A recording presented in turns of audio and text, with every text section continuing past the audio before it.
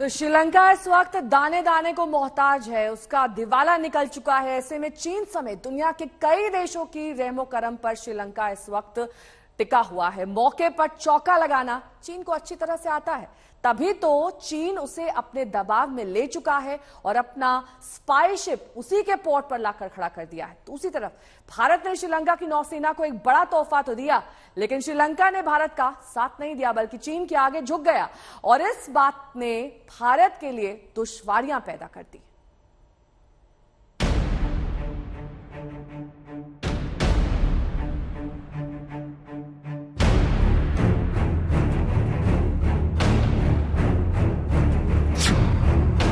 भारत के दरवाजे पर पहुंची चीनी मुसीबत।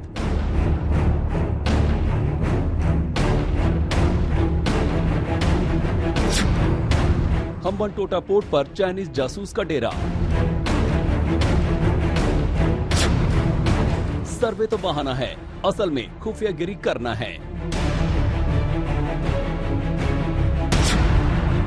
भारत का सख्त ऐतराज, अमेरिका तक की उड़ी नींद। चीन की चालाकियों से श्रीलंका बेशक घुटनों पर हो, लेकिन भारत को इससे ऐतराज है और ये ऐतराज जाहिर भी हो रहा है।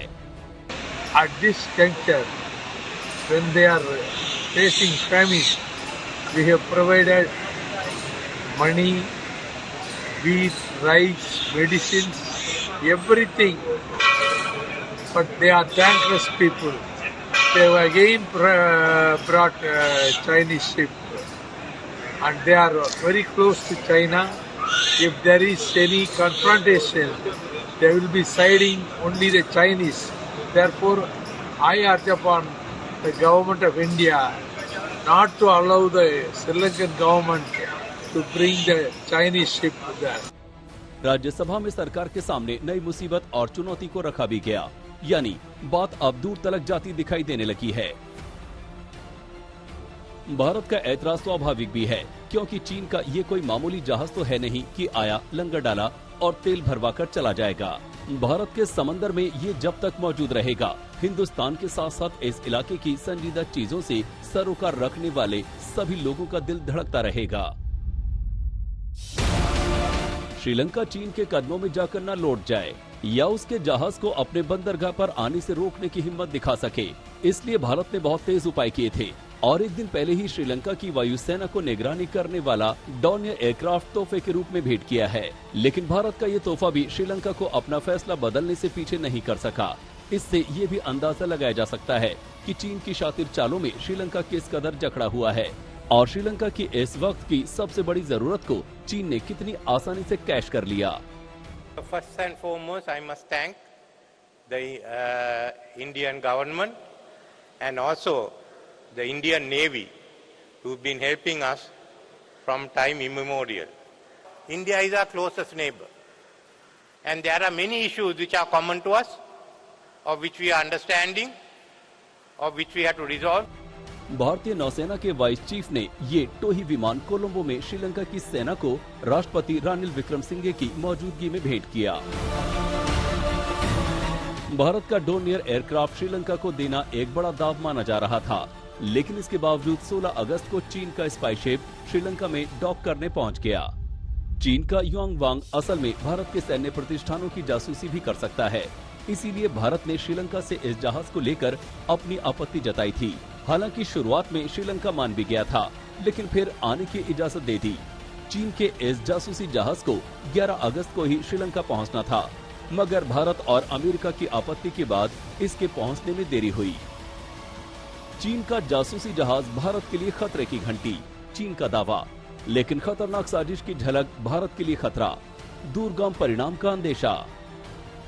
चीन के जासूसी जहाज युआंग वान 5 का श्रीलंका में आना भारत के लिए बड़ी खतरे की घंटी माना जा रहा है।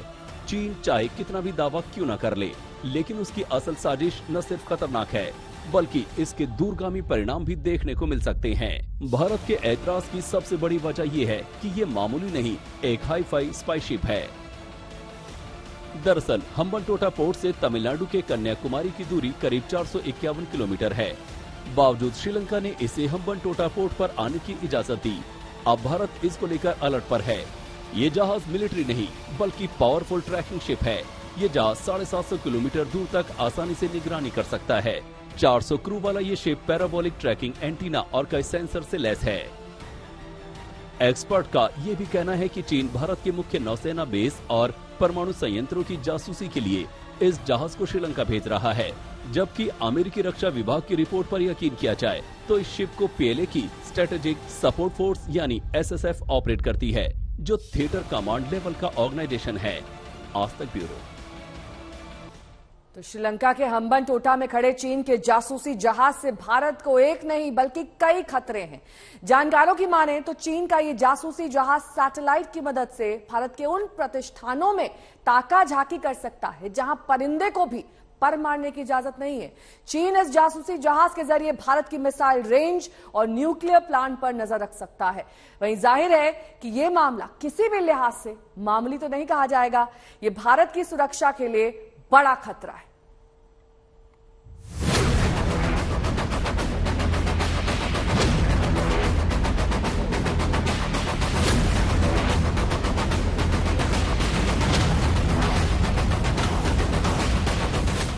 समझना मुश्किल नहीं कि चीन के युआंग वांग 5 शिप का हम्बनटोटा पोर्ट पर रहना भारत के लिए कितना खतरनाक है।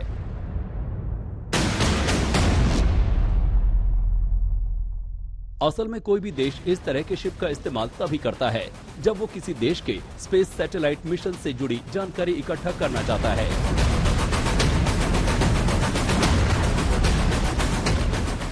या फिर मिसाइल लॉन्चिंग की गतिविधियों पर नजर रखने की फिराक में होता है। चीन की मंशा भारत की मिसाइल टेस्टिंग रेंज और स्पेस स्टेशन में सैन्य लगाना।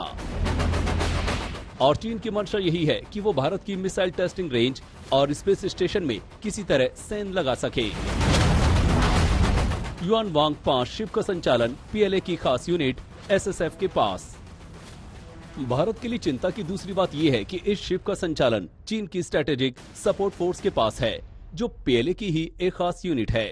अब आप पूरा खेल समझ गए होंगे कि कैसे चीन भारत की जासूसी के लिए श्रीलंका के रास्ते उसकी घेराबंदी कर रहा है। जासूसी शिप का निर्माण 2007 में किया गया था। वैसे 222 मीटर लंबे और 25.2 मीटर चौड़े इस शिप को वर्ष 2007 से इस्तेमाल किया जा रहा है। शिप पर प्रशांत महासागर, अटलांटिक महासागर और हिंद महासागर में जासूसी के लगे आरोप।